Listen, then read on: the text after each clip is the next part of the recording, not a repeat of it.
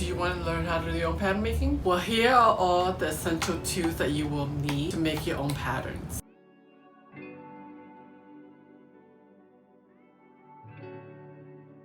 Hi, my name is Jody Jan and I have been working in the fashion industry for over 25 years. I have an extensive background in professional pattern making in the New York City fashion industry. And today I'm going to give you a list of all the tools that you will need to create your own patterns. All the products in this video will be linked in the description box below. Please leave us a comment if you have any questions or a topic that you would like to see about fashion. Let's start with what you'll need in order of importance, in my opinion. The first being the paper. Most pattern makers use dotted paper because it helps with the alignment of grains of the fabric. There are 3 types of dotted paper pattern. The first is very easy to tear and you can identify it by its greenish lettering. The second one is called Pearl Gray. It has a paper weight and you can identify it by its bluish lettering. The last one is called Good Gray. It's a thinner vellum-like paper.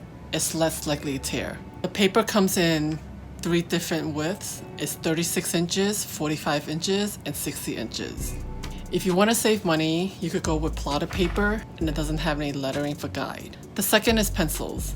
My personal preference is number 2 pencils because they are less likely to break than mechanical lead pencils, especially if you apply pressure to them. The lines that you draw with number 2 pencils aren't thin, but they are not overwhelmingly thick too if you're sharpening them. So they're visible when you cut into the lines. Let's not forget erasers. No pattern maker is without mistakes. You're gonna need those erasers. There are many types of erasers. The Strattler's Mars plastic is my favorite because it cleans all the pencil marks clearly and cleanly. It does leave some eraser lint, but I don't mind that. The other types of eraser could either leave streaks. They either don't clean the pencil marks or they smear the pencil mark that you cannot erase. Some pattern makers like the gray kneading kind because it doesn't leave eraser lint, but it also doesn't clean very well. This is a personal preference. You could always just pick the eraser that works best for you. You'll also need a good sharpener. I prefer automatic ones over mechanical ones. Next on the list is clear guided rulers, obviously. I prefer 3 types of rulers, the 12-inch, the 18-inch, and the 24-inch. The reason why you need clear guided rulers is because it shows every unit of measurement you'll need to meet the specs of your patterns. Following rulers, you'll need curves for shaping the curves of the body into flat pattern. The first of the curves is, of course, the French curve, which is good for making armhole shapes or more circular shapes. And then it's followed by the hip curve. There are 2 types of hip curves, and it's your personal preference whether you like hippier curves or you like straighter curves. Next on the list is notchers. They are used to make cutting marks in the pattern for sewers.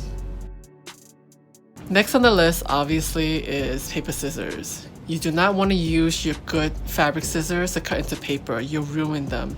So you absolutely need paper scissors to cut patterns. My personal preference in paper scissors is the one without the thumb loop. I like the spring action ones. So this is from the brand Friskus. If you cut a lot of patterns, what you don't want is that loop around your thumb, because if you're cutting patterns all day long, your hands will get very, very tired. You'll need weights to stabilize the paper while you work on your patterns. These are the various types of weights that you can use. You will also need to either get color markers or pens. This is used to label each pattern and what is going to be cut into for fabric. You use black to cut into self fabric. You use blue to cut into lining. You use red to cut into fusible or interlining. You use green to label the pattern pieces that you're going to use for the stampers or the markers. And then you use purple for any of the combination fabric or the secondary fabric. And of course, if you're going to use markers, you're going to need whiteout.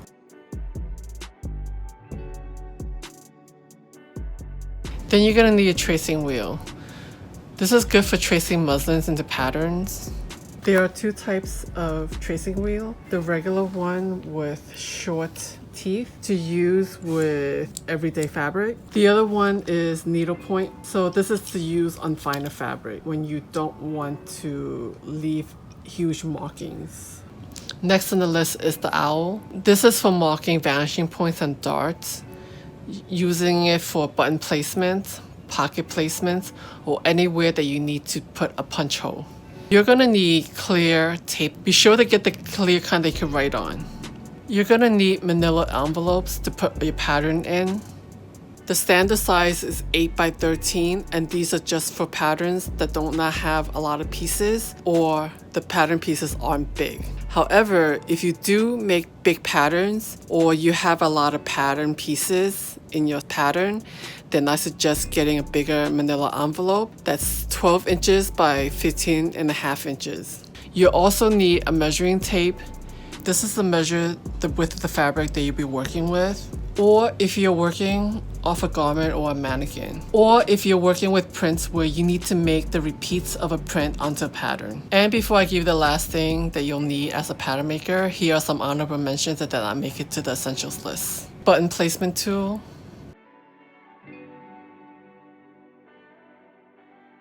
yardstick, L square,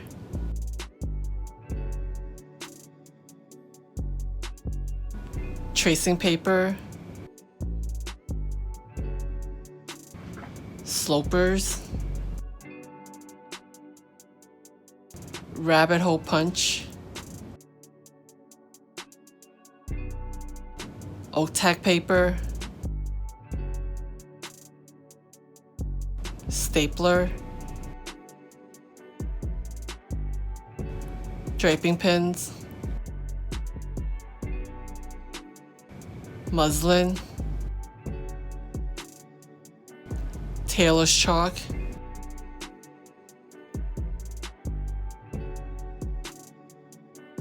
and desk brush for lint. The last thing that you'll need at the essentials list is the cutter's must. A cutter's must is a chart that itemizes all the pattern pieces, sewing instructions, and the material that's used, along with the style description and the season for the pattern. It is usually attached to the pattern envelope that will be passed to either the cutter or the grader from the pattern maker. I hope this video was helpful to anyone who wants to learn pattern making. All the items mentioned in this video will be listed in the description box below. If you have any questions about this video, please leave a comment below. I will also be providing a downloadable cutter's must in the description box. If you enjoyed this video, please leave us a like and subscribe to this channel. Thank you. Bye.